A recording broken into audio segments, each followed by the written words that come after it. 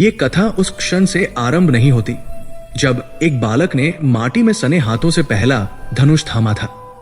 इसका उदय उस समय से है जब काल स्वयं अपनी गति पर संशय कर रहा था। ये उस घड़ी का वृत्तांत है जब नियति एक भयंकर भविष्य को देखकर उसे मोड़ने के लिए कांप उठी थी। मगध के वे वन जिन्हें सूर्य की किरणें भी भेदने से सहम जाती थी, अज्ञात काल से खड़े थे।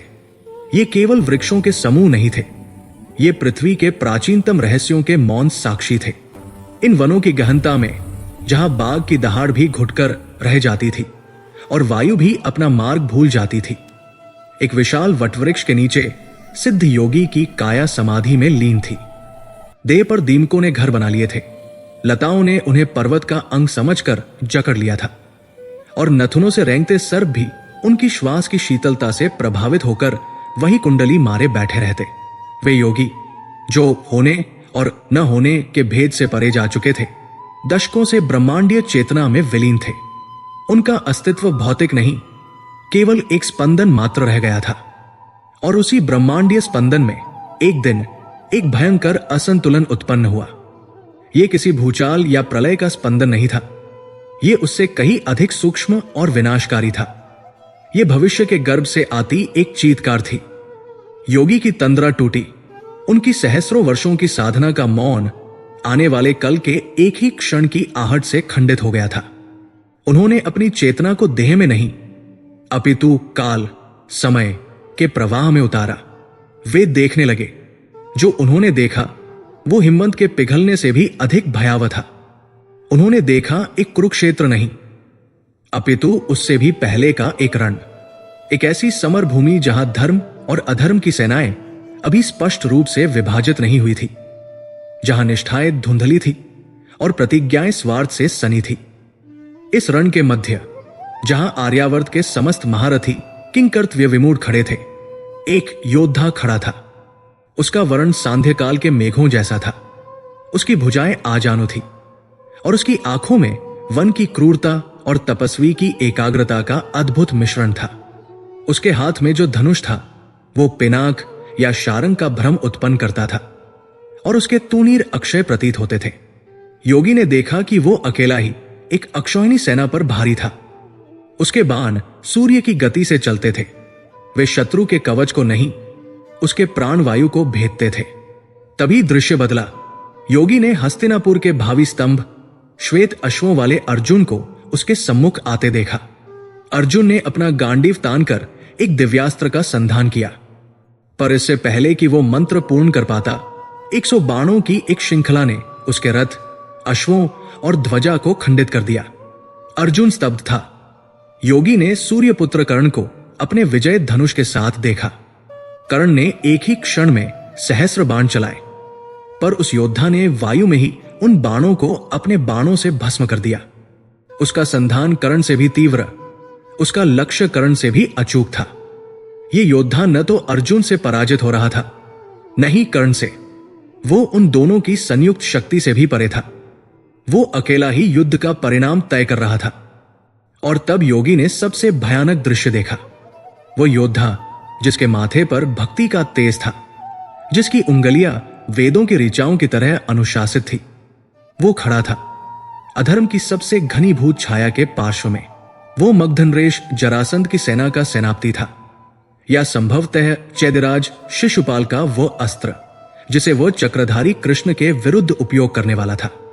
वो उस अधर्म की शक्ति बन गया था जिसे कुचलने के लिए ही भविष्य में अवतारों को लीला करनी थी। योगी ने अपनी दिव्य दृष्टि से उस योद्धा के चित्त मन में झांका। वे उसकी भक्ति देखकर चकित रह गए। उसकी भक्ति असीम थी, सच्ची थी, पर्वत के समान अटल थी। वो अपने गुरु को ईश्वर मानकर पूजता था। उसकी साधना में कोई खोट नहीं थी, परंतु उस भक्ति के ही नीचे एक ज्वालामुखी धधक रहा था। वो ज्वालामुखी था अहंकार का। मैं विश्व का सर्वश्रेष्ठ धनुर्धर हूं, यह उसका ज्ञान नहीं, उसका अभिमान था। और उस अहंकार के गर्भ में पल रहा था घोर क्रोध। यह क्रोध था अस्वीकृति का, उपेक्षा का, अपने वंश के तिरस्कार का। उसकी भक्ति ने उसे शक्ति दी थी, पर उसके अहंकार और क्रोध ने उस शक्ति की दिशा तय कर दी थी। वो धर्म की स्थापना के लिए नहीं, अपितु अपने सामर्थ्य को सिद्ध करने और जगत को झुकाने के लिए शस्त्र उठा रहा था। योगी ने देखा कि यदि ये योद्धा अधर्म के पक्ष में खड़ा हो गया तो पांडवों की विजय असंभव हो जाएगी। धर्म की स्थापना का मार्ग, जो पहले ही कांटों भरा था, सर्वदा के लिए बंद हो जाएगा। ये अकेला व्यक्ति अपनी असीम भक्ति और उतने ही असीम क्रोध के बल पर नियति के पूरे ताने बाने को उधेड़ कर रख देगा। समाधि पूर्ण रूप से भंग हो गई। योगी की आंखें खुली। दशकों बाद खुली उन आंखों में ब्रह्मांड का वैराग्य नहीं, अपितु एक तीव्र चिंता की ज्वाला थी। उनके तपोबल से जकड़ी हुई लताएं चरचराकर टूट गई। दीमक के टीले भस्म हो गए और सर्प भयभीत होकर भाग खड़े हुए। एकलव्य, योगी के कंठ से एक फुसफुसाहट निकली। निषाद राजपुत्र, उन्हें स्रोत का ज्ञान हो गया था। यह प्रलयंकारी प्रतिभा अभी जागी नहीं थी। यह अभी एक बालक था जो मगध के इन्हीं वनों के दूसरे छोर पर अपने पिता निषादराज हिरण्यधनु के संरक्षण में आखेट सीख रहा था। उसकी आंखों में अभी क्रोध नहीं, केवल जिज्ञासा थी। योगी का द्वंद्व आरंभ हुआ। वे एक सिद्ध थे। उनका कार्य संसार के प्रपंच में हस्तक्षेप करना नहीं था। वे कर्म और उसके फल से परे थे। पर आज उन्होंने जो देखा था वो केवल एक राज्य का उत्थान या पतन नहीं था, वो धर्म का क्षय था। यदि उन्होंने आज हस्तक्षेप नहीं किया तो उनका तप, उनकी सिद्धि सब व्यर्थ हो जाएगा। ये जानते हुए कि भविष्य में क्या है, मौन रह जाना सबसे बड़ा अधर्म होगा। उन्हें ज्ञात था कि इस प्रतिभा का स्रोत भक्ति है और भक्ति को एक गुरु चाहिए। इस अस्त्र को दिशा एक आचार्य ही देगा। और आर्यावर्त में इस समय एक ही आचार्य था जो इस कोटि की प्रतिभा को पहचान सकता था, गुरु द्रोणाचार्य। योगी समझ गए ये तूफान हस्तिनापुर की ओर बध रहा था। यदि इस अमोघ अस्त्र को द्रोण का मार्गदर्शन मिल गया, यदि द्रोण ने अपनी संपूर्ण विद्या इस पात्र को दे दी, तो वो अनजाने में ही अधर्म के सबसे विनाशकारी शस्त्र का निर्माण कर देंगे। योगी अपनी जटाएं झटक कर खड़े हुए। उनका शरीर, जो वर्षों की तपस्या से कृश हो गया था, इस एक संकल्प से प्रदीप्त हो उठा। उन्होंने मगध के उन घने वनों को उसी क्षण त्याग दिया और तीव्र गति से आर्यावर्त के केंद्र हस्तिनापुर की ओर प्रस्थान किया। उनकी गति वायु की नहीं थी, वो संकल्प की गति थी। वे मार्ग के ग्राम, नगर, नदियों और पर्वतों को पार करते गए। उनके मन में केवल एक ही छवि थी, भविष्य के उस रण क्षेत्र की, जहां वो अजय धनुर्धर अधर्म की विज्जप्ता का बना खड़ा था। कई सप्ताहों की अविराम यात्रा के पश्चात वे कुरु साम्राज्य की सीमाओं में पहुंचे।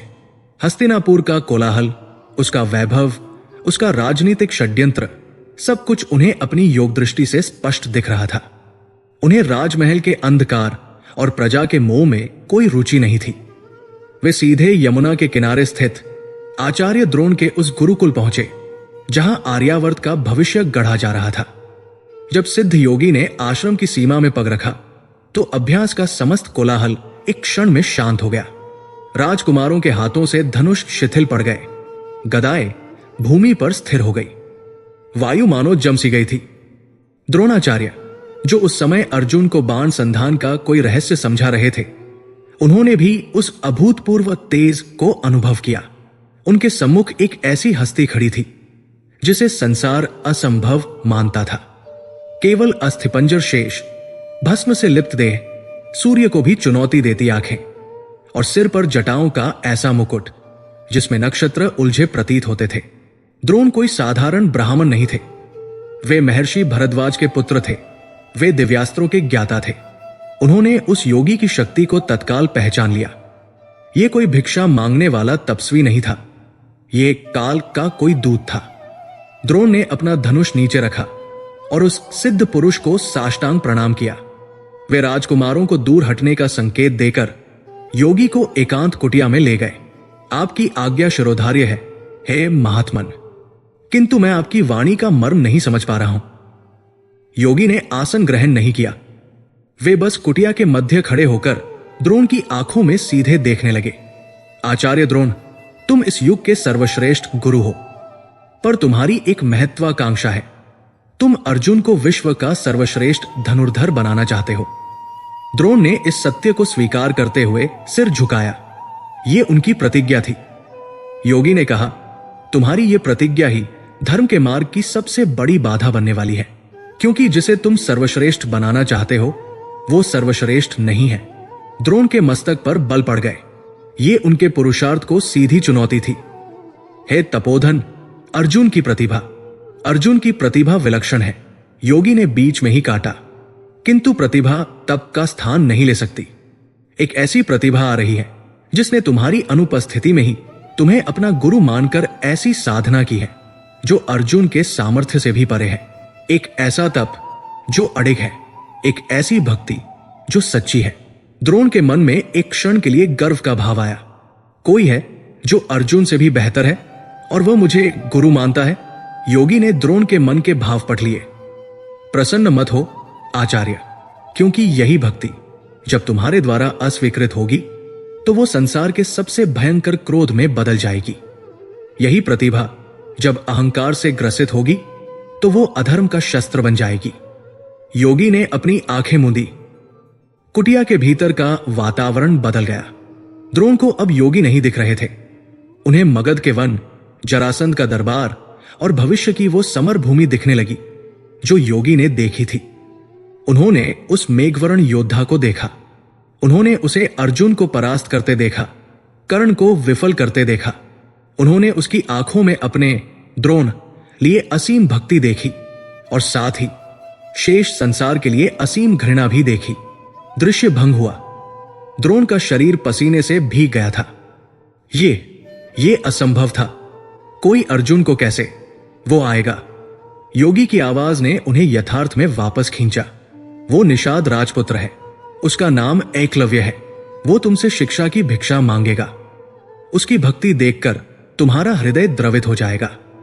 तुम उसे शिष्य बनाने को उद्यत हो जाओगे। योगी एक पग आगे बढ़े और द्रोण के कंधों पर, जो कंधे नहीं थे मात्र अस्थियां थी, हाथ रखे। उनकी आंखों में अब चेतावनी नहीं, एक गहरी वेदना थी। आचार्य, एक छात्र आपके पास आएगा। उसकी भक्ति सच्ची होगी पर उसकी नियति नहीं। योगी का स्वर दृढ़ हो गया, मानो वे अंतिम निर्णय सुना रहे हों। यदि तुमने उसे शिक्षा दी, यदि तुमने अपने ज्ञान का एक अंश भी उसे दिया, तो तुम धर्म के पतन के भागीदार बनोगे। तुम उस प्रलय के रचयिता कहलाओगे जिसे रोकने के लिए स्वयं नारायण को संघर्ष करना पड़ेगा। तुम्हारी गुरु दक्षिणा ये संसार अपने रक्त से चुकाएगा। योगी ने अपने हाथ हटा लिए। द्रोण कुछ कह पाते इससे पहले ही योगी कुटिया से बाहर निकले और जिस गति से वे आए थे उसी गति से वे आश्रम के द्वार से निकलकर विलीन हो गए, मानो वे कभी वहां थे ही नहीं। आचार्य द्रोणाचार्य अपनी कुटिया में काठ मारे खड़े रह गए। वे जड़ हो गए थे। एक सिद्ध योगी के शब्द असत्य नहीं हो सकते। भविष्य का वह दृश्य उनके मानस पटल पर अंकित हो गया था। वे एक गहरे अतल धर्म संकट में फंस गए थे। एक गुरु का धर्म क्या है? ज्ञान को रोकना? एक योग्य भक्तिमान छात्र को केवल इसलिए अस्वीकार कर देना क्योंकि वो निम्न कुल का है? नहीं, योगी ने कुल की बात नहीं की थी, उन्होंने नियति की बात की थी। पर यदि उन्होंने उसे अस्वीकार किया तो क्या यह अन्याय नहीं होगा? और यदि स्वीकार किया तो यह धर्म के साथ घात होगा। एक ओर उनका गुरुधर्म था जो ज्ञान देने को कहता था, दूसरी ओर उनका क्षत्रिय धर्म जो उन्होंने स्वीकार कर लिया था, और राजधर्म था जो हस्तिनापुर और धर्म की रक्षा की मांग करता था। और इन दोनों के बीच फंसा था उनका व्यक्तिगत स्वार्थ, अर्जुन को सर्वश्रेष्ठ बनाने का उनका वचन। योगी ने उन्हें एक विकल्प नहीं दिया था। उन्होंने द्रोण को एक ऐसा मार्ग दिखाया था जहां हर पग पर केवल अधर्म था। यदि वे एकलव्य को सिखाते हैं तो वे अधर्म के भागीदार बनते हैं। यदि वे उसे नहीं सिखाते हैं तो वे एक गुरु के रूप में अपने धर्म से च्युत होते हैं। बाहर अर्जुन पुनः अभ्यास आरंभ कर चुका था। उसके धनुष की टंकार द्रोण को पहले कभी इतनी कर्कश नहीं लगी थी। उन्होंने अपनी कांपती हथेलियों को देखा। वे हथेलियां जिनमें ब्रह्मास्त्र और समस्त दिव्यास्त्रों का ज्ञान समाया था। आज पहली बार उन्हें अपना ये ज्ञान, अपना ये आचार्यत्व एक वरदान नहीं अपितु एक भयंकर अभिशाप प्रतीत हो रहा था। नियति का साया मगध के वनों से निकलकर अब हस्तिनापुर के इस गुरुकुल पर छा चुका था। मगध के वनों का घनत्व पीछे छूट रहा था। जैसे जैसे एकलव्य आर्यावर्त के मध्य भाग की ओर बढ़ रहा था, वृक्षों की सघनता कम हो रही थी और खेतों तथा ग्रामों का आरंभ हो रहा था। ये एक लंबी यात्रा थी जो केवल पगों से नहीं, हृदय से भी तय की जा रही थी। निषाद राजपुत्र अपने साथ कोई सेना या कोष लेकर नहीं चला था। वो अपने साथ केवल एक दृढ़ संकल्प, एक पवित्र हृदय और अपने कंठ में वन पुष्पों की एक माला लेकर चला था। ये माला उसने अपने कुल देवता के विग्रह से उतारी थी, इस प्रार्थना के साथ कि ये उसके भावी गुरु के चरणों में स्थान पा सके। उसने गुरु द्रोण की कथाएं सुनी थी, आखेटक दलों से, व्यापारियों से और कभी कभार भटक कर मगध के वनों में आ जाने वाले तपस्वियों से। उसने सुना था कि वे महर्षि भरद्वाज के पुत्र हैं, कि उन्होंने स्वयं परशुराम से शिक्षा पाई है, कि उनके तर्कश में वे अस्त्र है जो सृष्टि का क्रम बदल सकते हैं। पर एकलव्य के लिए ये आंकड़े महत्वहीन थे। उसके लिए द्रोण केवल एक नाम थे, गुरु, एक ऐसा शब्द जिसके उच्चारण मात्र से उसका हृदय श्रद्धा से भर जाता था। वो अभी केवल एक किशोर था, पर उसका शरीर वन के कठोर अनुशासन में तपकर इस्पात सा बन गया था। उसकी दृष्टि उस बात सी तीव्र थी जो मीलों ऊपर से भी भूमि पर रेंगते सर्प को देख लेता था, और उसके हाथ उस वायु से अधिक स्थिर थे जिसने उसे बाण चलाना सिखाया था। वो जानता था कि वो कुशल है। उसके पिता निषादराज हिरण्यधनु स्वयं एक अजेय योद्धा थे, और उन्होंने अपने पुत्र को वो सब सिखाया था जो वे जानते थे। पर एकलव्य की प्यास गहरी थी। वो कुशलता नहीं, पूर्णता चाहता था। वो केवल आखेट नहीं, दिव्यस्त्रों का ज्ञान चाहता था। वो अपने पिता की तरह एक निषादराज बनकर नहीं रह जाना चाहता था। वो द्रोण के शिष्य के रूप में अमर हो जाना चाहता था। इसी शुद्ध, पवित्र और तीव्र आकांक्षा को हृदय में लिए वो एक प्रभात में हस्तिनापुर की सीमाओं को पार करता हुआ उस प्रसिद्ध आश्रम के द्वार पर आ खड़ा हुआ जहां कुरु वंश का भविष्य गढ़ा जा रहा था। आश्रम का वातावरण ही भिन्न था। यहां वन की उन्मुक्तता नहीं थी, यहां एक कठोर अनुशासन की गंध थी। वायु में केवल पुष्पों की सुगंध नहीं, अपितु यज्ञ के धुएं, घोड़ों के पसीने और शस्त्रों पर रगड़ी जा रही सांड की तीखी गंध मिश्रित थी। उसे धनुष की टंकारों का एक अद्भुत संगीत सुनाई दे रहा था। एक साथ दर्जनों प्रत्यंचाओं के चढ़ने और बाणों के छूटने की ध्वनि, उसे गदाओं के टकराने की गंभीर चोट और वेदों के मंत्रों का स्पष्ट उच्चारण एक साथ सुनाई दे रहा था। यह एक ऐसा संसार था जिसकी उसने केवल कल्पना की थी। हिरण के चर्म का एक छोटा वस्त्र कमर पर लपेटे, जटाओं को वनलताओं से बांधे और हाथ में अपना साधारण सा धनुष लिए वो किसी दैवीय स्थान के बाहर खड़े भक्त की भांति ठिठक गया। उसकी देह का श्याम वर्ण जो मगध के वनों की माटी का रंग था, यहां के गौर वर्ण राजकुमारों के मध्य स्पष्ट रूप से अलग दिख रहा था। वो कुछ क्षणों के लिए सहमा, पर फिर उसके हृदय में जल रही सीखने की ज्वाला ने उसके संकोच को भस्म कर दिया। वो धैर्यपूर्वक द्वार पर ही खड़ा हो गया, इस प्रतीक्षा में कि आचार्य की दृष्टि उस पर पड़े। आश्रम के मध्य में आचार्य द्रोण उस समय अपने प्रिय शिष्य अर्जुन को संबोधित कर रहे थे। पार्थ, वे कह रहे थे, बाण का संधान केवल हाथ नहीं करते। तुम्हारा मन, तुम्हारी दृष्टि और तुम्हारा लक्ष्य जब ये तीनों एक रेखा में विलीन हो जाए, तब तुम्हारा बाण दिव्यास्त्र बन जाता है। वायु के वेग को नहीं, वायु के हृदय को समझो। वे बोल ही रहे थे कि उन्हें एक अवरोध का अनुभव हुआ। ये कोलाहल नहीं था, ये एक अद्भुत मौन उपस्थिति थी। ये भीम की स्थूल शक्ति नहीं थी, नहीं युधिष्ठिर की सात्विक ऊर्जा। ये कुछ और था। ये एक ऐसी एकाग्रता थी जो बाहर से नहीं, भीतर से आ रही थी। जैसे किसी ने पूरे वन की चेतना को एक बिंदु पर केंद्रित कर दिया हो। द्रोण का अभ्यास रुक गया। उनकी अनुभवी आंखें उस ऊर्जा के स्रोत की ओर घूमी। द्वार पर एक बालक खड़ा था, और जैसे ही द्रोण की दृष्टि उस बालक की आंखों से मिली, आचार्य का विशाल ज्ञान और अनुभव एक क्षण के लिए कांप गया। उन्होंने उन आंखों में वो चमक देखी। वो असाधारण प्रतिभा की चमक थी। ये वो चमक नहीं थी जिसे वे नित्य अर्जुन की आंखों में तराशते थे। ये अलग थी। अर्जुन की प्रतिभा एक तराशे हुए हीरे जैसी थी, जो राजमहलों के प्रकाश में चमकने के लिए बनी थी। पर इस बालक की आंखों की चमक एक अंगड़ ज्वालामुखी के मुख पर पिघलते लावे जैसी थी, प्रचंड, अदम्य और आत्म प्रकाशित। इसमें भक्ति की शीतलता थी, पर उस शीतलता के नीचे एक ऐसी अग्नि थी जो पूरे आर्यावर्त को भस्म कर सकती थी। और उसी क्षण सिद्ध योगी का चेहरा द्रोण के मानसतल पर कौंध गया। वह चेतावनी जिसे वे अपने दैनिक कार्यों के नीचे दबाने का प्रयास कर रहे थे, किसी सर्प की भांति फुफकारती हुई खड़ी हो गई। एक छात्र आएगा, उसकी भक्ति सच्ची होगी। द्रोण का हृदय धड़क उठा। क्या ये वही है? क्या नियति इतनी शीघ्र मेरे द्वार पर आ खड़ी हुई? वे जानते थे कि अर्जुन को सर्वश्रेष्ठ धनुर्धर बनाने की उनकी प्रतिज्ञा, उनका जीवन स्वप्न अभी अभी खतरे में पड़ गया था। इस बालक की आंखों ने एक क्षण में उन्हें बता दिया था कि यदि इसे अवसर मिला तो ये अर्जुन से मीलों आगे निकल जाएगा। द्रोणाचार्य अपनी भावनाओं को दबाते हुए भारी पगों से द्वार की ओर बढ़े। एकलव्य ने जैसे ही श्वेत वस्त्रधारी तेजपुंज आचार्य को अपनी ओर आते देखा, वो अपने समस्त संकोच और भय को भूलकर भूमि पर साष्टांग लेट गया। उसने अपना मस्तक उस भूमि की धूल पर रख दिया जिसे कुरु राजकुमारों के चरण पवित्र करते थे। उठो वत्स, द्रोण की ध्वनि में एक अस्वाभाविक भारीपन था। एकलव्य उठा, उसके हाथ जुड़े हुए थे और उसकी आंखों से अविरल अश्रु बह रहे थे। ये दुख के नहीं, ये उस स्वप्न के पूर्ण होने के आंसू थे जो उसने वर्षों से देखा था। वो अपने आराध्य के सम्मुख खड़ा था। कौन हो तुम, और इस शस्त्र आश्रम के द्वार पर क्या अभिलाषा लेकर आए हो?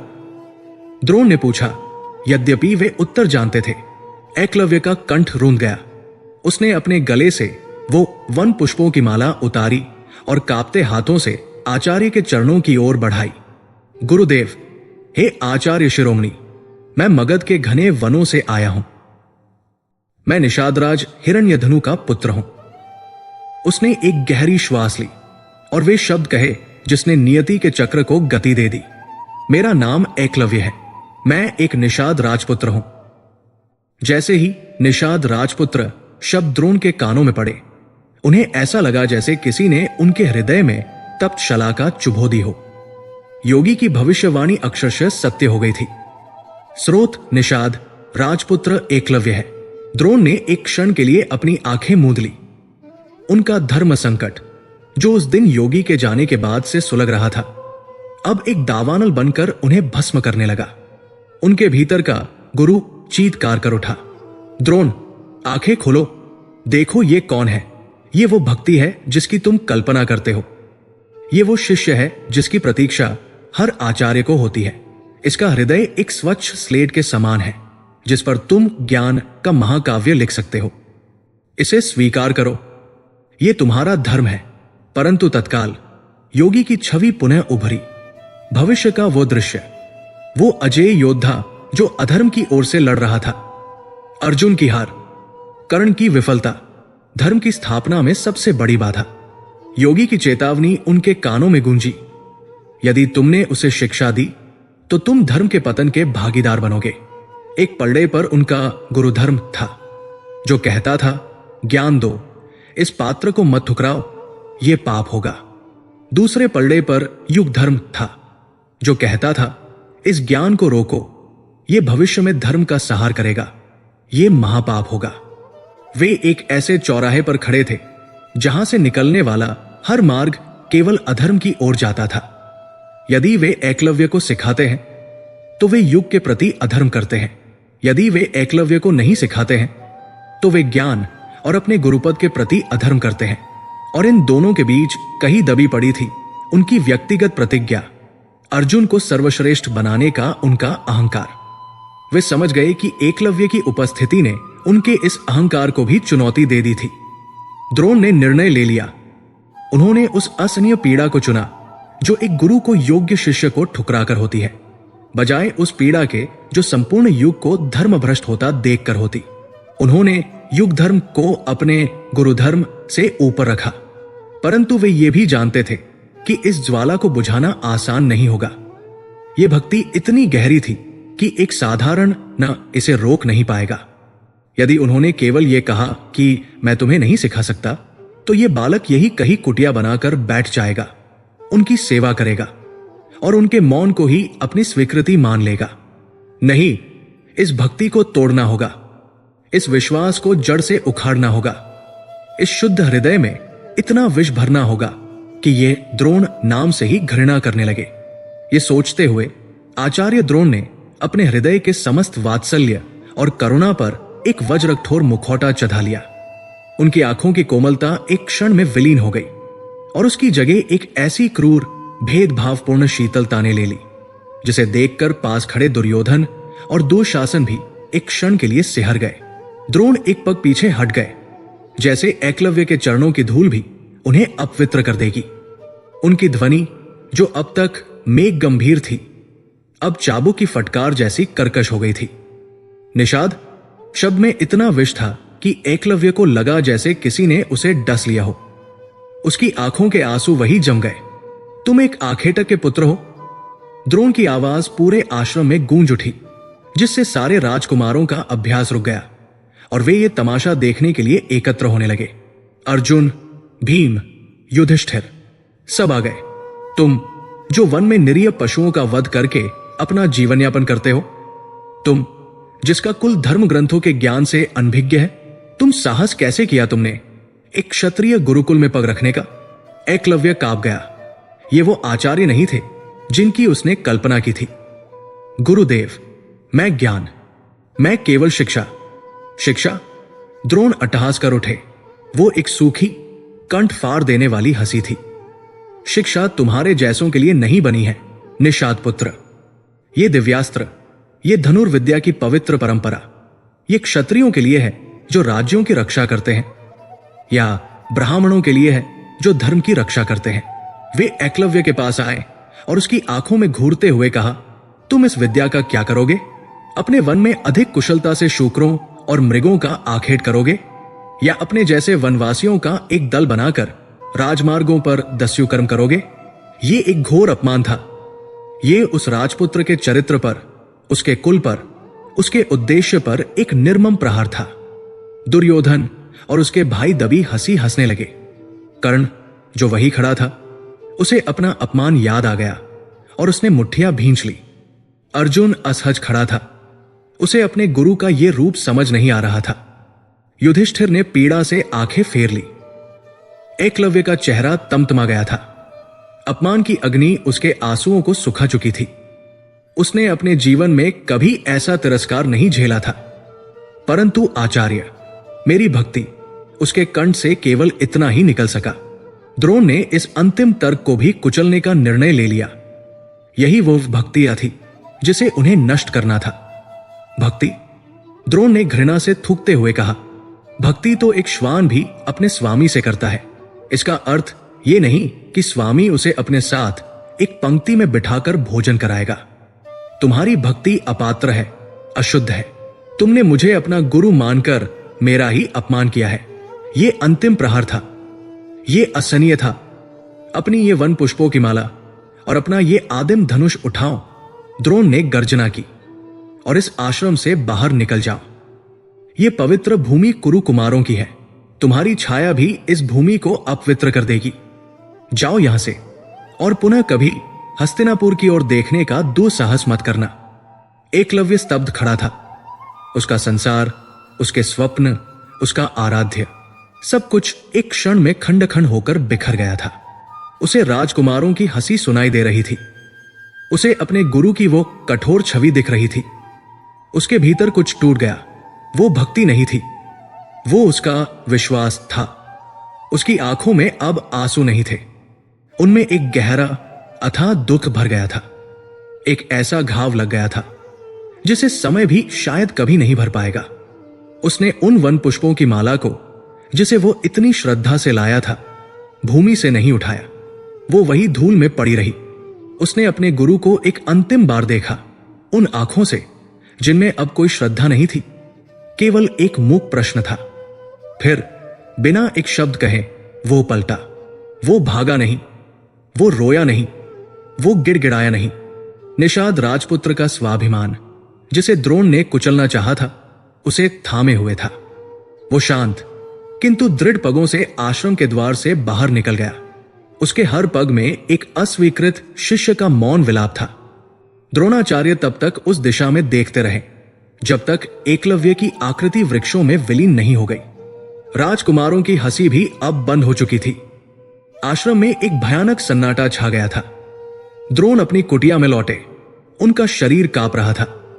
उन्होंने द्वार बंद किया और भूमि पर गिर पड़े। उन्होंने वो किया जो उन्हें करना था।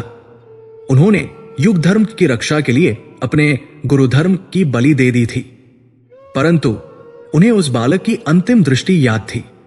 उन आंखों में भक्ति नहीं टूटी थी, केवल विश्वास टूटा था। उन आंखों में क्रोध नहीं था, अभी नहीं, पर उनमें एक ऐसा संकल्प था जो द्रोण के अपमान से भी अधिक कठोर था। द्रोण समझ गए उनका जुआ विफल हो गया था। उन्होंने एकलव्य की सीखने की इच्छा को तोड़ा नहीं था, उन्होंने केवल उसे गलत दिशा में मोड़ दिया था। उन्होंने उस भक्ति को नष्ट नहीं किया था, उन्होंने केवल उस भक्ति के पात्र स्वयं को नष्ट कर दिया था। अब यह भक्ति किसी और रूप में प्रकट होगी। नियति को इतनी सरलता से नहीं टाला जा सकता। आचार्य द्रोण अंधेरी कुटिया में फुसफुसाए। उनका हृदय अपराध बोध और भविष्य के भय से भारी हो गया था। यह अंत नहीं है, यह तो उस अभिशाप का आरंभ है जिसे मैंने स्वयं आमंत्रित किया है। हस्तिनापुर की सीमाएं जब पीछे छूटीं, तब एकलव्य के पगों में गति नहीं थी, केवल एक अथाह भारीपन था। वो वन जो अब तक उसका घर था, अब उसे एक निर्वासन सा प्रतीत हो रहा था। आचार्य द्रोण के शब्द उसके कानों में पिघले हुए शीशे की भांति गूंज रहे थे। निषाद, श्वान, अपवित्र, हर शब्द एक बाण था जो उसके हृदय को नहीं, उसकी आत्मा को भेद गया था। उसका हृदय टूट गया था, पर यह किसी कोमल वस्तु का टूटना नहीं था, यह एक शिला का टूटना था जो टूटने के पश्चात और अधिक तीक्ष्ण और घातक हो जाती है। उसके आंसू सूख चुके थे। अपमान की अग्नि ने उन्हें भस्म कर दिया था। उसने अपने आराध्य, अपने गुरु के जिस विग्रह को अपने मन मंदिर में स्थापित किया था, उस विग्रह को स्वयं द्रोणाचार्य ने अपने कठोर वचनों से खंडित कर दिया था। परंतु जैसा कि द्रोण ने भयभीत होकर सोचा था, इस अपमान ने एकलव्य की सीखने की इच्छा को तोड़ा नहीं था। इसने उस इच्छा को एक ऐसे संकल्प में बदल दिया था जो अब केवल ज्ञान प्राप्ति का नहीं, अपितु स्वयं को सिद्ध करने का संकल्प था। यह एक प्रतिज्ञा थी जो उसने स्वयं से की थी, बिना किसी साक्षी के, बिना किसी मंत्रोच्चार के। वो मगध के उन्हीं घने वनों में लौट आया जहां से वो आशा लेकर निकला था। पर अब यह पहले वाला एकलव्य नहीं था। उसकी आंखों की सरलता जा चुकी थी। उसकी जगह एक ठहरी हुई गहरी एकाग्रता ने ले ली थी। वो अपने पिता के पास नहीं गया, वो अपनी कुटिया में नहीं लौटा, वो वन के उस गहनतम भाग में चला गया जहां मनुष्य तो क्या, सूर्य की किरणें भी जाने से भय खाती थी। वहां एक प्राचीन वटवृक्ष के नीचे उसने एक स्थान चुना। ये एक प्राकृतिक वेदी सी थी। उसने निश्चय कर लिया था, यदि आचार्य द्रोण मनुष्य ने उसे शिष्य के रूप में अस्वीकार किया है, तो वो आचार्य द्रोण गुरुतत्व को उसे स्वीकार करने के लिए विवश कर देगा। उसने पास की नदी तट से चिकनी मिट्टी खोदी। वो केवल मिट्टी नहीं खोद रहा था, वो अपने अपमान, अपनी पीड़ा और अपनी अस्वीकृति को उस मिट्टी में गूंथ रहा था। जब वो मिट्टी लेकर लौटा तो उसने उसमें जल मिलाया। वो जल नहीं था, वे उसकी आंखों से बची हुई अंतिम अश्रुबूंदें थी जो श्रद्धा के टूटने पर बही थी। और फिर उसने रचना आरंभ की। वो एक मूर्ति बना रहा था। वो उस द्रोण की मूर्ति नहीं बना रहा था जिसने उसका तिरस्कार किया था। वो उस क्रूर, पक्षपाती, अहंकार से भरे ब्राह्मण की छवि नहीं गढ़ रहा था।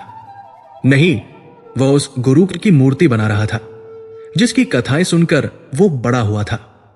वो द्रोण जो महर्षि भरद्वाज का पुत्र था, वह द्रोण जिसने परशुराम से ज्ञान पाया था, वह द्रोण जो आचार्य शब्द का पर्याय था। उसके हाथ अद्भुत कुशलता से चल रहे थे। उसने मिट्टी को वो शांत मुख दिया जिसकी उसने कल्पना की थी। वे आंखें गड़ी जो ज्ञान के सागर से भरी थी। वो जटाजूट बनाया जो एक तपस्वी की गरिमा का प्रतीक था। उसने उस देह को गढ़ा जो शस्त्र और शास्त्र दोनों में पारंगत थी। जब मूर्ति बनकर तैयार हुई तो वो मिट्टी का एक लौंदा नहीं थी, वो एकलव्य के विश्वास का साकार रूप थी। उसने मूर्ति को उस वटवृक्ष के नीचे स्थापित किया। उसने वन पुष्प चढ़ाए, वही पुष्प जिन्हें हस्तिनापुर की धूल में रौंदा गया था।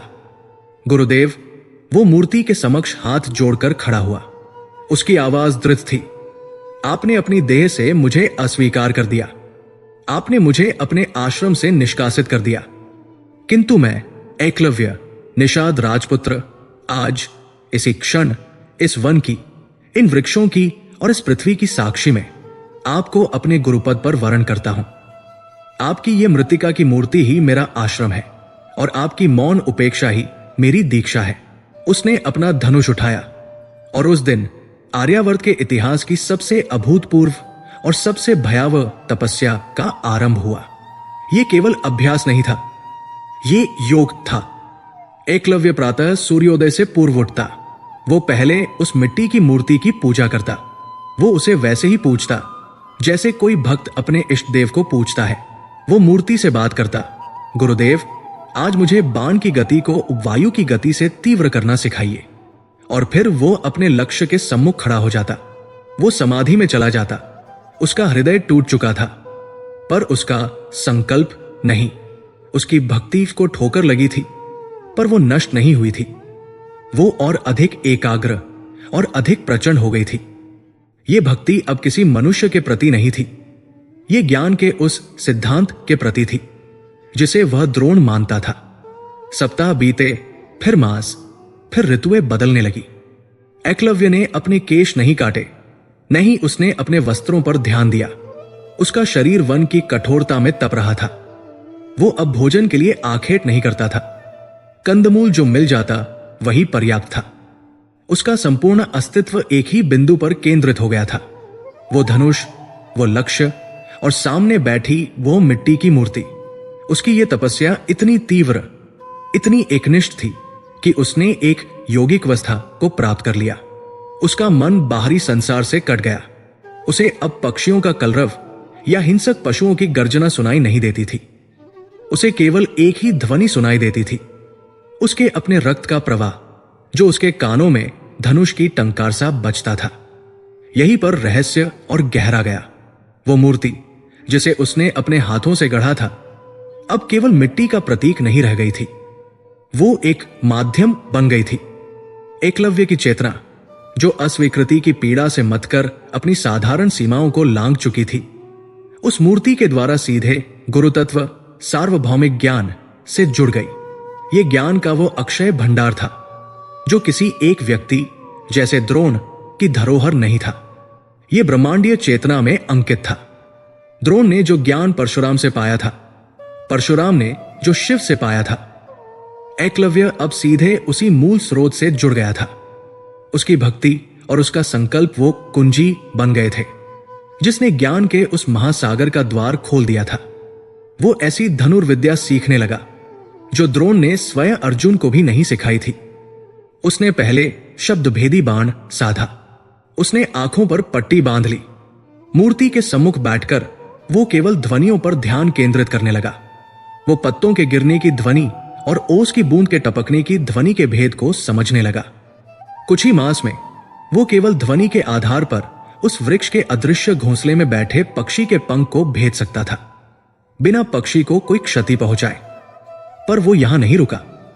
उसका योग उसे और गहन स्तरों पर ले गया। ध्वनि भौतिक थी, वो भौतिकता से परे गया। वो मन की तरंगों को पकड़ने लगा। उसे आभास होने लगा कि वन का प्रत्येक प्राणी चलने से पहले सोचता रहे। उसके मन में एक विचार या आवेग उत्पन्न होता है। एकलव्य ने उस आवेग को पकड़ना सीख लिया। वो मनोभेदी बाण का संधान करने लगा। ये एक ऐसी विद्या थी जिसकी कल्पना भी हस्तिनापुर के गुरुकुल में नहीं की गई थी। अर्जुन को लक्ष्य भेदना सिखाया जा रहा था, एकलव्य लक्ष्य के विचार को भेदना सीख रहा था। वो ये जान लेता था कि मृग किस क्षण अपनी दिशा बदलेगा, इससे पहले कि मृग का शरीर उस विचार पर प्रतिक्रिया करता। उसका बाण लक्ष्य पर नहीं पहुंचता था, वो उस स्थान पर पहुंचता था जहां लक्ष्य होने वाला था। ये एक दैवीय शक्ति थी, परंतु योगी की चेतावनी के अनुसार ये शक्ति धर्म के आधार पर नहीं, अहंकार और क्रोध के आधार पर जागृत हो रही थी।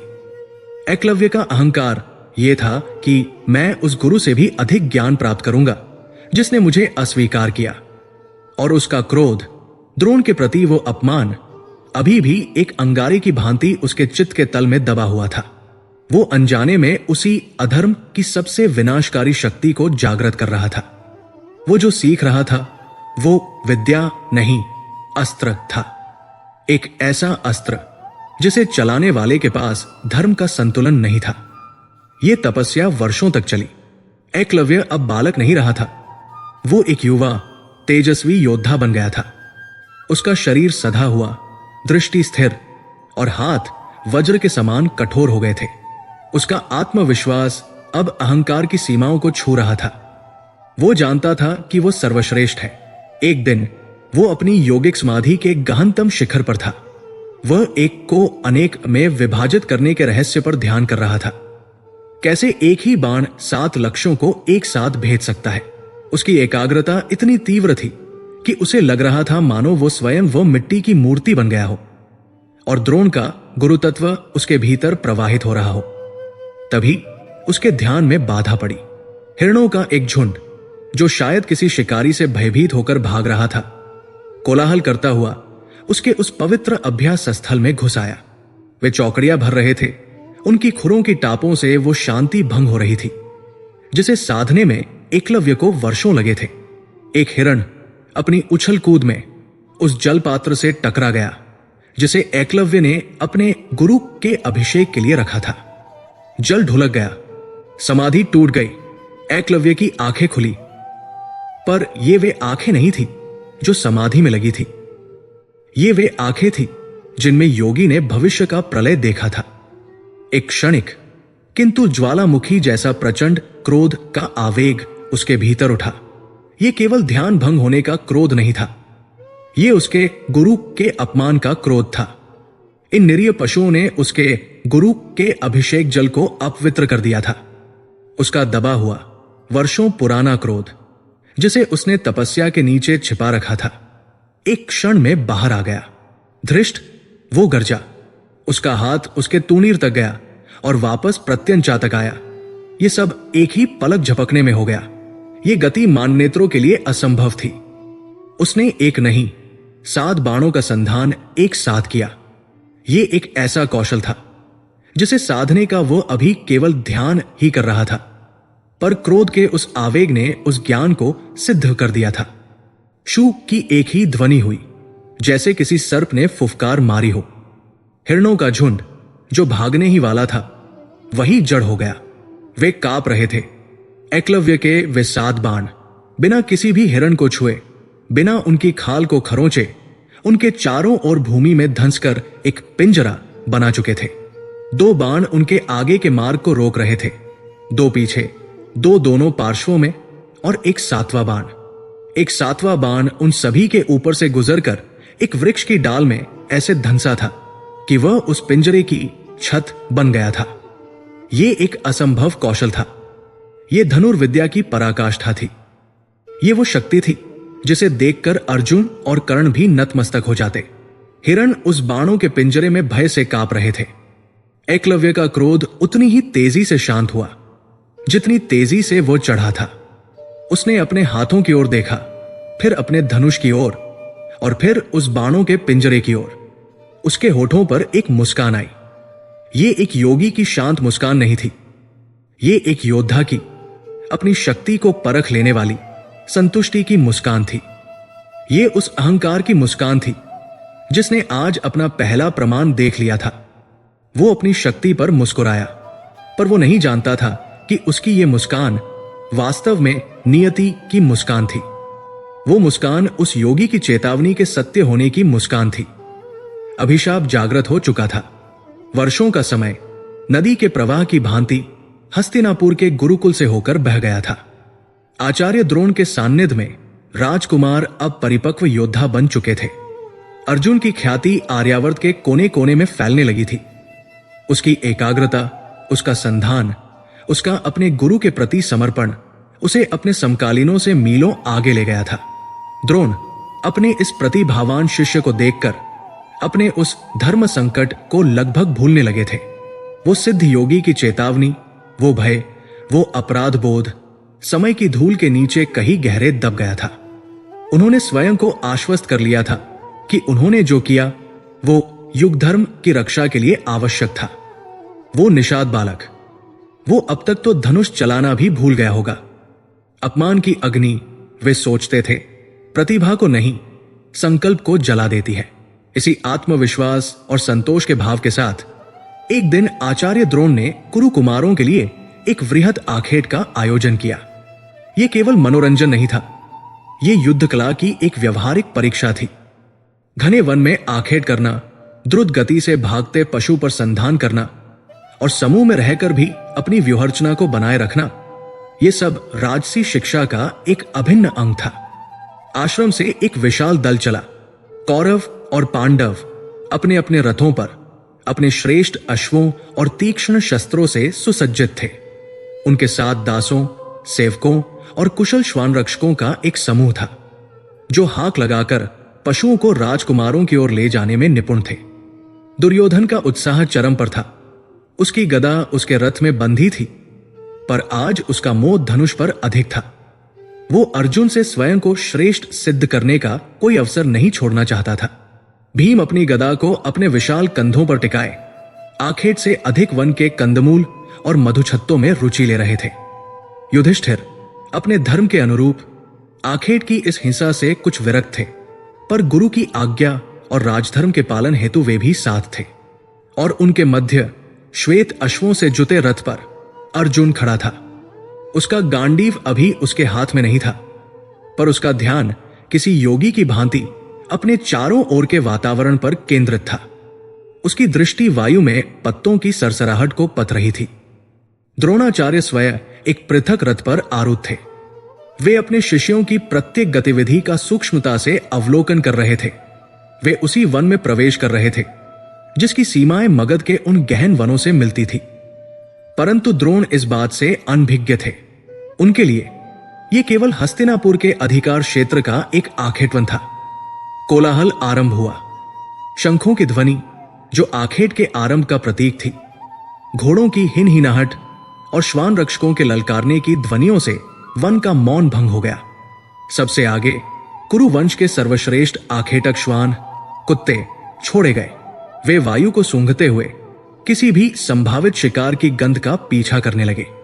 इन्हीं श्वानदलों में एक श्वान था जो अन्यों से अधिक तीव्र, अधिक क्रूर और अधिक संवेदनशील था। वो दल का नेतृत्व कर रहा था।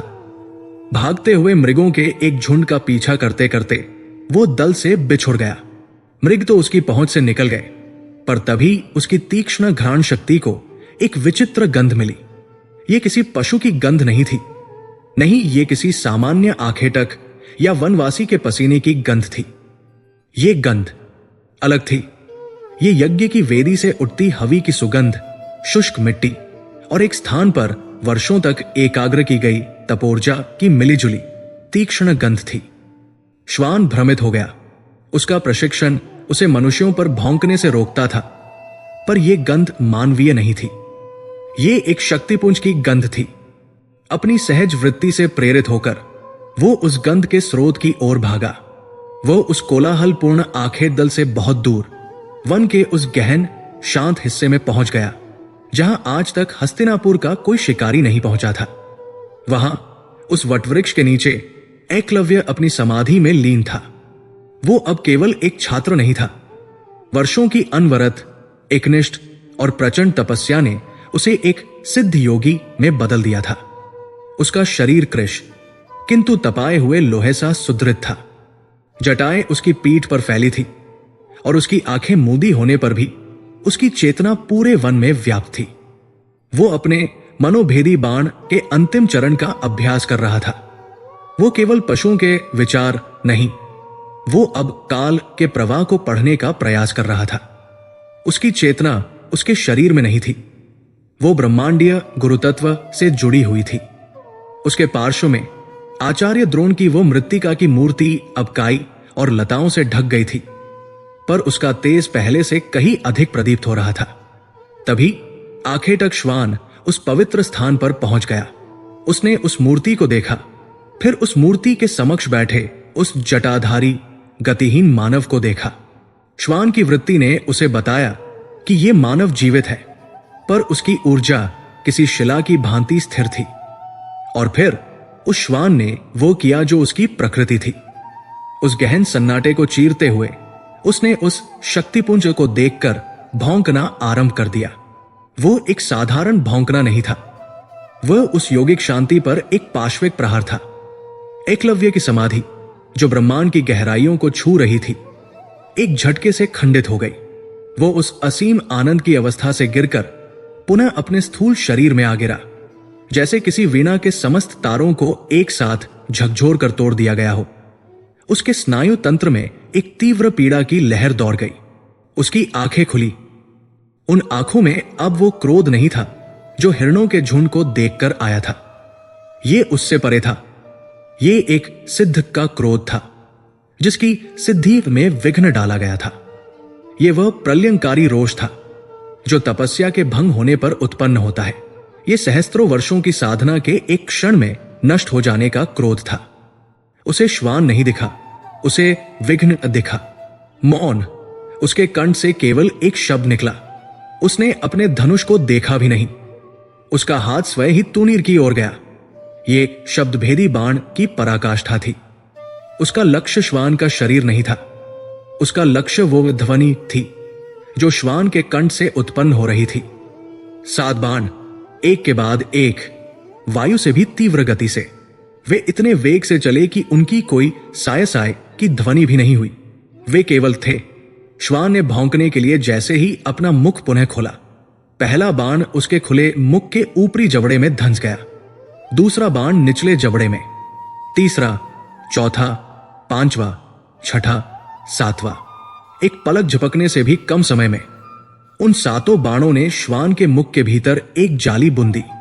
उन्होंने उसकी जीभ को नहीं छुआ, उसके तालू को नहीं भेदा, रक्त की एक बूंद नहीं गिरी, पर उस श्वान का मुंह तीरों से भर गया था। वो अब भौंक नहीं सकता था।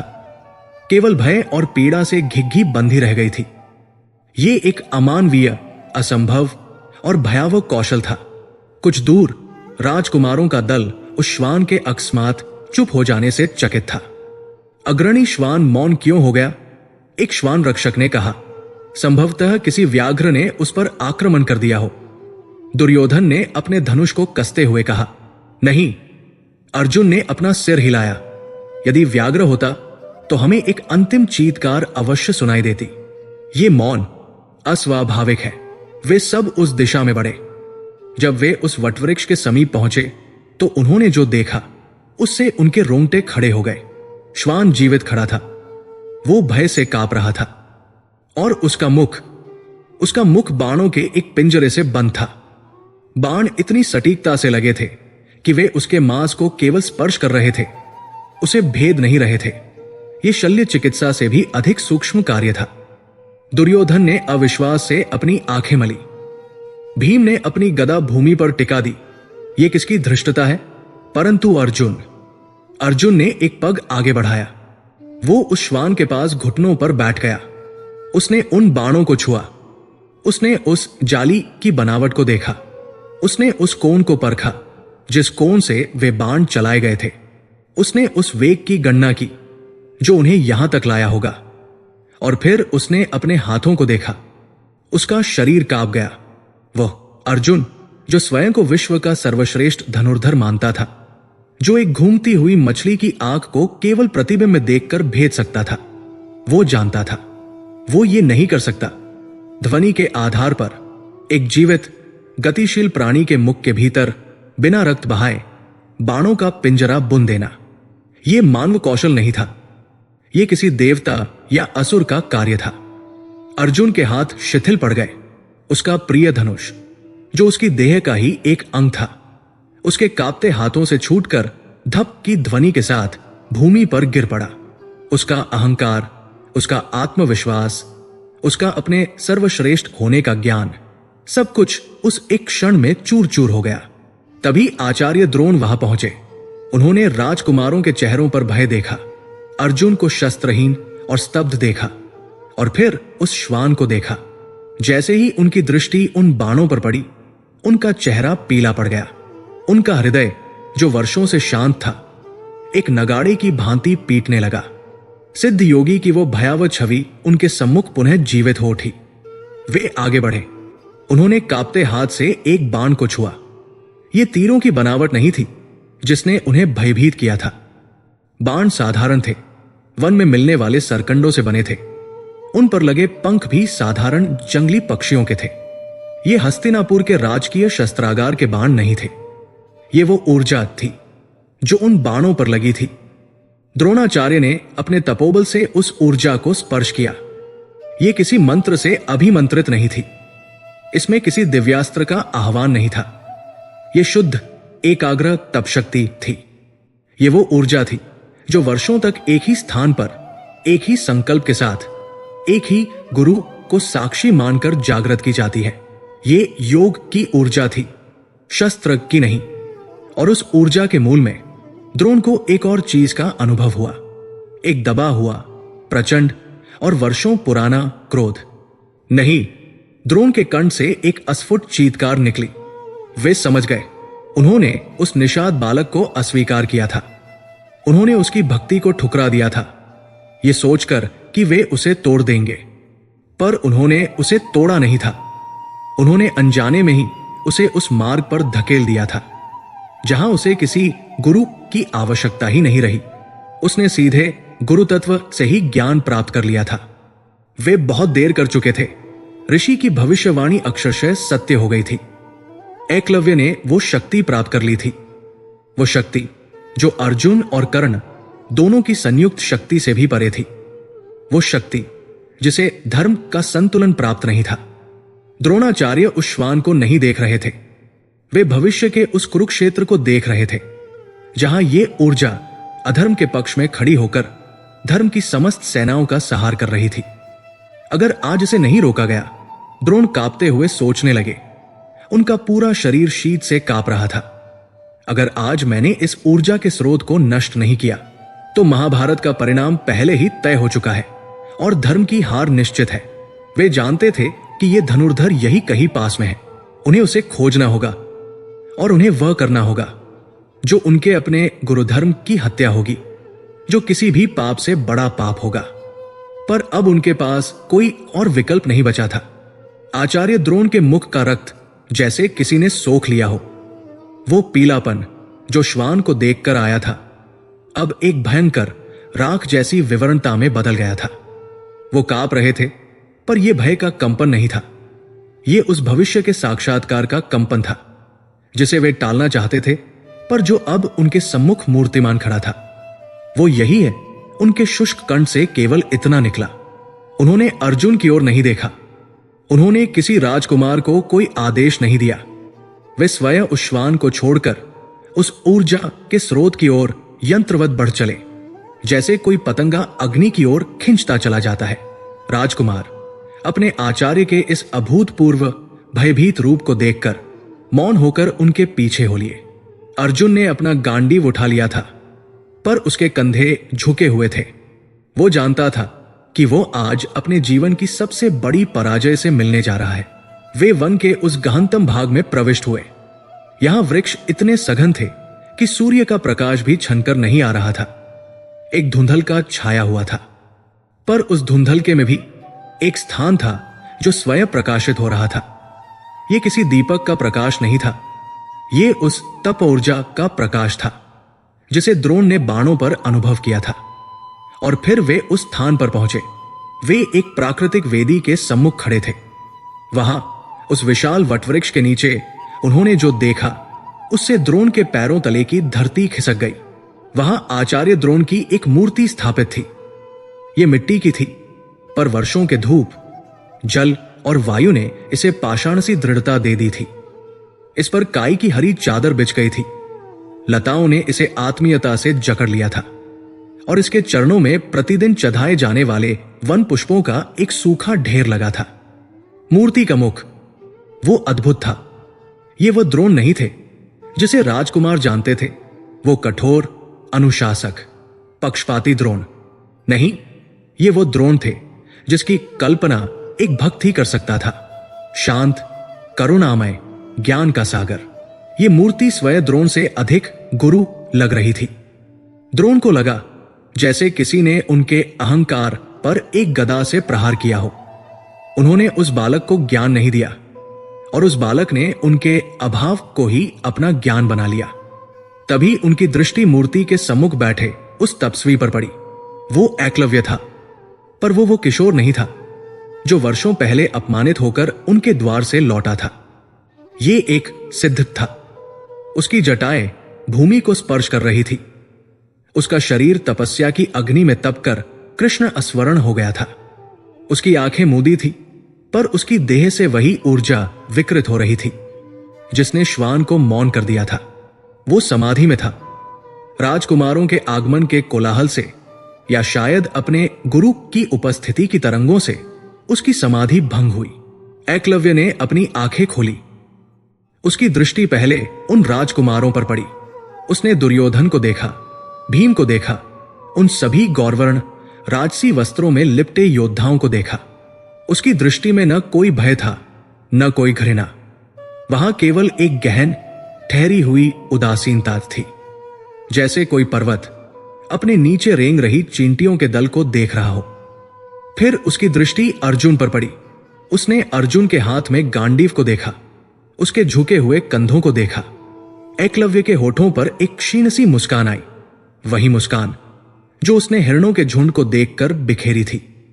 ये शक्ति की मुस्कान थी। और अंत में उसकी दृष्टि आचार्य द्रोण पर पड़ी। एक क्षण, केवल एक क्षण, और वो सिद्ध योगी, वो तपस्वी, वो अजेय योद्धा सब विलीन हो गया। जैसे सूर्य के उदय होते ही कुहासा छंट जाता है, वैसे ही द्रोण को देखते ही एकलव्य का वर्षों का तप, उसका अहंकार, उसका क्रोध, सब कुछ पिघल गया। उसकी वे भेदक योगी दृष्टि वाली आंखें एक क्षण में अश्रुओं से भर गई। वो सिद्ध नहीं रहा, वो पुनः वो शिष्य बन गया जो वर्षों पहले हस्तिनापुर गया था। उसके हृदय में वर्षों से दबा हुआ भक्ति का वो असीम सागर, जिसे उसने अपनी तपस्या और अपने क्रोध के नीचे छिपा रखा था, वो बांध तोड़कर उमड़ पड़ा। गुरुदेव, ये एक पुकार नहीं थी, ये एक आत्मा की चीत्कार थी। ये उस शिष्य की पुकार थी जिसने अपने आराध्य को अंततः पा लिया था। वो अपने आसन से ऐसे उठा मानो उसमें कोई भार ही न हो, और द्रोण के चरणों में गिर पड़ा। उसने भूमि पर साष्टांग प्रणाम नहीं किया। उसने द्रोण के उन चरणों को अपनी जटाओं से जकड़ लिया और एक बालक की भांति विलाप करने लगा। आप आ गए गुरुदेव, आप अंततः आ गए। मैंने आपकी प्रतीक्षा की। प्रतिदिन, प्रतिक्षण मैंने आपको पुकारा। वह उन चरणों पर अपने आंसुओं से अभिषेक कर रहा था। राजकुमार स्तब्ध थे। ये क्या हो रहा था? ये वो अमानवीय धनुर्धर था जिसने वो चमत्कार किया था, और अब वो उनके गुरु के चरणों में एक श्वान की भांति लौट रहा था। उठो वत्स। द्रोण के कंठ से शब्द नहीं निकल रहे थे। उनका हृदय इस भक्ति को देखकर पिघल रहा था, पर उनका मस्तिष्क योगी की चेतावनी से जम गया था। एकलव्य उठा। उसके कृष्णवर्ण मुख पर आंसुओं की धाराएं और आनंद का एक अलौकिक तेज था। उसने अपने हाथ जोड़े। गुरुदेव, आपने उस दिन मुझे अस्वीकार किया, वो भाव विभोर होकर कह रहा था, परंतु मैं जानता था कि ये मेरी ही अपात्रता थी, ये मेरी परीक्षा थी। मैंने आपके देह को जाने दिया, पर आपके गुरुतत्व को मैंने यहीं स्थापित कर लिया। उसने गर्व से उस मिट्टी की मूर्ति की ओर संकेत किया। ये देखिए आचार्य, ये आपकी ही कृपा है। मैंने आपसे नहीं, आपकी इस मूर्ति से सीखा है। इसने मेरा मार्गदर्शन किया। जब मेरा संधान चूकता था, तब मैं इसके मौन में उत्तर खोजता था। जब मेरा मन भटकता था, तब मैं इसके स्थैर्य से एकाग्रता पाता था। ये जो भी कौशल मैंने पाया है, ये जो भी सिद्धि मुझे मिली है, वो मेरी नहीं है, वो आपकी है गुरुदेव। ये आपकी शिक्षा का प्रसाद है। वो अपनी सफलता का पूरा श्रेय उस मिट्टी की मूर्ति को दे रहा था जिसे उसने स्वयं रचा था। ये क्षण था, ये नैतिक चरम का क्षण था। द्रोणाचार्य के भीतर एक बवंडर उठ खड़ा हुआ। एक पलड़े पर यह असीम, निष्कलंक, दिव्य भक्ति थी। एक ऐसी भक्ति जिसकी कल्पना कोई भी गुरु अपने जीवन में करता है। एकलव्य का हृदय शुद्ध था। वो क्रोध, वो अहंकार जिसे द्रोण ने और योगी ने देखा था, वो सब इस भक्ति के नीचे दबा हुआ था। और दूसरे पलड़े पर थी वो भविष्यवाणी। योगी के शब्द, उसकी भक्ति सच्ची होगी, पर उसकी नियति नहीं। वो अधर्म का सबसे विनाशकारी अस्त्र बनेगा। उसकी भक्ति ही उसके अहंकार और क्रोध को पोषित करेगी। द्रोण ने उस भविष्य को अपनी योग दृष्टि से पुनः देखा। उन्होंने देखा कि यही भक्ति जब जरासंध या शिशुपाल द्वारा पोषित होगी, यही गुरु के प्रति समर्पण जब एक अधर्मी राजा के प्रति समर्पण में बदलेगा, तो क्या प्रलय आएगा। एकलव्य अपने धर्म का निर्णय स्वयं नहीं कर सकता था। वो केवल अपने स्वामी या गुरु की आज्ञा का पालन कर सकता था। आज वो द्रोण थे, कल वो कोई और होगा। और उसकी ये शक्ति, ये मनोभेदी बाण की शक्ति, ये धर्म स्थापना में सबसे बड़ी बाधा बनेगी। द्रोण के पास अब केवल एक ही मार्ग बचा था। ये अब अर्जुन की श्रेष्ठता के बारे में नहीं था। अर्जुन का टूटा हुआ गांडीव और उसका झुका हुआ सिर द्रोण को दिख रहा था, पर वो महत्वहीन था। यदि एकलव्य धर्म के पक्ष में होता, तो द्रोण स्वयं आज अर्जुन को त्याग कर एकलव्य को अपना सर्वश्रेष्ठ शिष्य घोषित कर देते। पर नियति ने कुछ और ही लिखा था। ये धर्म को बचाने के बारे में था, और धर्म को बचाने के लिए द्रोण को अधर्म करना होगा। वे समझ गए एकलव्य की ये सिद्धि, उसका कौशल अभेद्य थी। उसे युद्ध में कोई नहीं हरा सकता था। उसकी एकमात्र कमजोरी, उसकी एकमात्र भेद्यनस, वो उसकी भक्ति ही थी। यही वो क्षण था जब आचार्य द्रोणाचार्य ने अपने जीवन का सबसे कठिन, सबसे क्रूर और सबसे पीड़ादायक निर्णय लिया। उन्होंने इतिहास में खलनायक बनने का निर्णय लिया। उन्होंने अपने गुरुपद की हत्या करने का निर्णय लिया। उन्होंने अपने नाम पर वो कलंक स्वीकार करने का निर्णय लिया जो युगों युगों तक धोया नहीं जा सकता था। यह धर्म की रक्षा के लिए उनका व्यक्तिगत बलिदान था।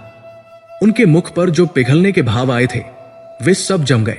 उनका चेहरा पुनः उस पाषाण मूर्ति से भी अधिक कठोर और भावहीन हो गया। उन्होंने अपनी आंखों से सारी करुणा पोंछ डाली। उन्होंने एकलव्य को देखा, जो अभी भी हाथ जोड़े अपने गुरु से प्रशंसा के 2 शब्द सुनने की प्रतीक्षा कर रहा था। तो तुम ये स्वीकार करते हो? द्रोण की ध्वनि ठंडी, सपाट और अपरिचित थी। कि मैंने या मेरी इस मूर्ति ने तुम्हें शिक्षा दी है? एकलव्य ने उत्साह से सिर हिलाया। निस्संदेह गुरुदेव, आप ही मेरे एकमात्र गुरु हैं, और तुम ये मानते हो कि मैं तुम्हारा आचार्य हूं? द्रोण ने अपने शब्दों के जाल का अगला सूत्र फेंका।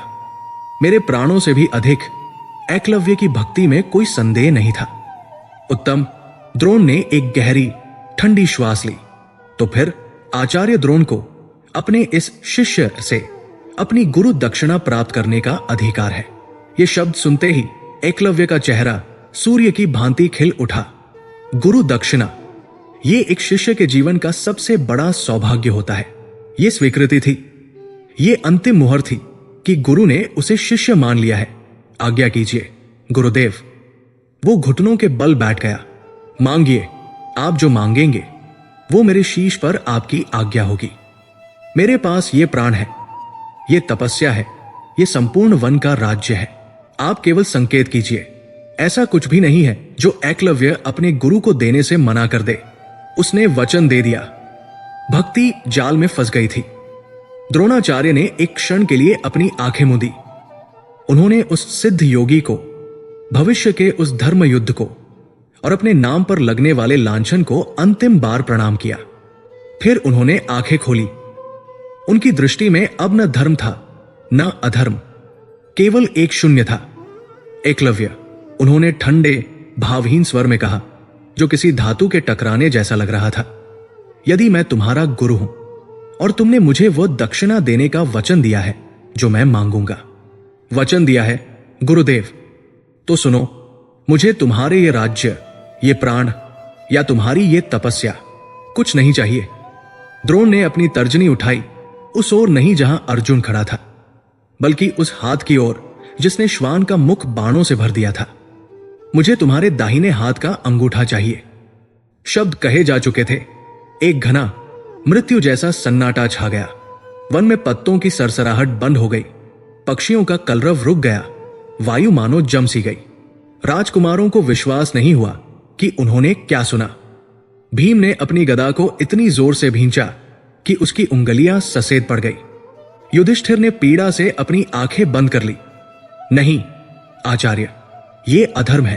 अर्जुन, जिसका अहंकार चूर चूर हो चुका था, वो अब इस क्रूरता से स्तब्ध था। वो अपने गुरु को देख रहा था। ये वो गुरु नहीं थे जिन्होंने उसे धर्म की शिक्षा दी थी। ये कोई और था। ये एक निर्मम, क्रूर व्यक्ति था।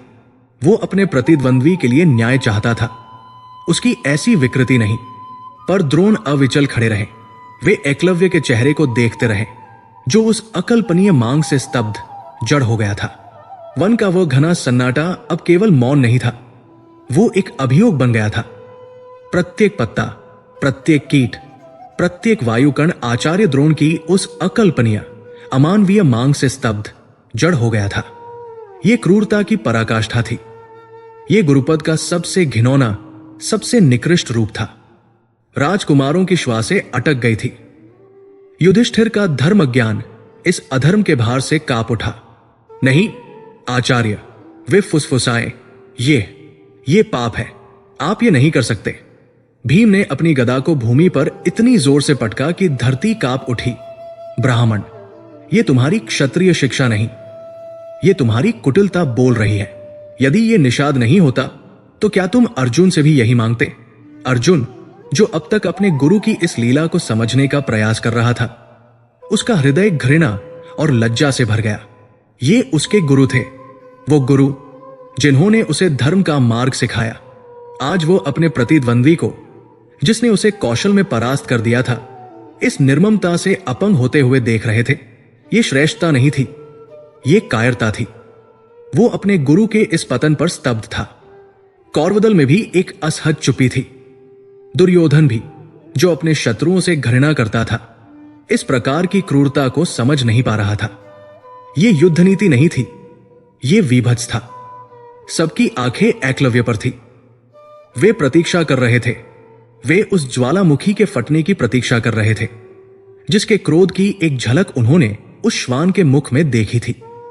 वे प्रतीक्षा कर रहे थे कि एकलव्य अपना धनुष उठाएगा और इस अन्याय के विरुद्ध युद्ध की घोषणा कर देगा। वो अकेला उन सबसे श्रेष्ठ था और वह यह जानता था। परंतु एकलव्य शांत खड़ा था। उसका चेहरा, जो क्षण भर पहले अपने गुरु की मांग से स्तब्ध हुआ था, अब एक अलौकिक, समझ से परे शांति से भर गया था। वो आचार्य द्रोण को देख रहा था। उन कठोर, भावहीन आंखों में, उस पाषाण मुखौटे के पीछे उसने एक गहरी श्वास ली। वो एक पल के लिए भी नहीं हिचकिचाया। उसकी आंखों में न क्रोध था, न दुख, न ही कोई प्रश्न। यदि कुछ था तो वो केवल स्वीकृति थी। यह भक्ति की अंतिम परीक्षा थी और वो उसमें विफल नहीं होना चाहता था। यदि गुरु ने अमृत मांगा होता तो वह दे देता। यदि उन्होंने विष मांगा होता तो वह दे देता।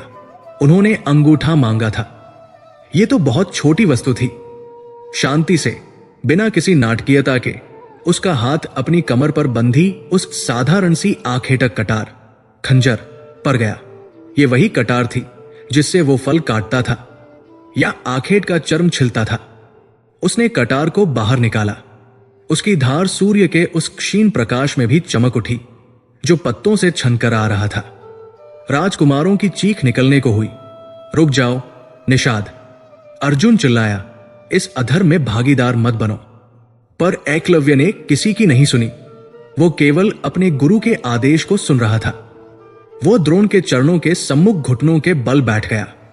उसने अपनी कटार को अपने बाएं हाथ में पकड़ा और अपने दाहिने हाथ को उस मिट्टी पर रख दिया जहां उसके गुरु के चरण पड़े थे।